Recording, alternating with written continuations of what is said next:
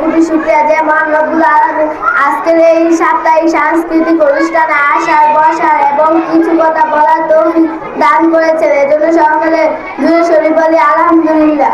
সম্মানিত সহকারী শিক্ষক, প্রিয় ছাত্রছাত্রী ও ভাই বোনেরা, সকলের প্রতি রইল আমার আন্তরিক শুভেচ্ছা ও অভিনন্দন।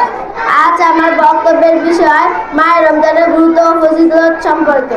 মাহে রমজানের গুরুত্ব ও ফজিলত সম্পর্কে সংক্ষিপ্ত বক্তব্য উপস্থাপন করব। মাহে রমজানে হলো একটি মহান মাস।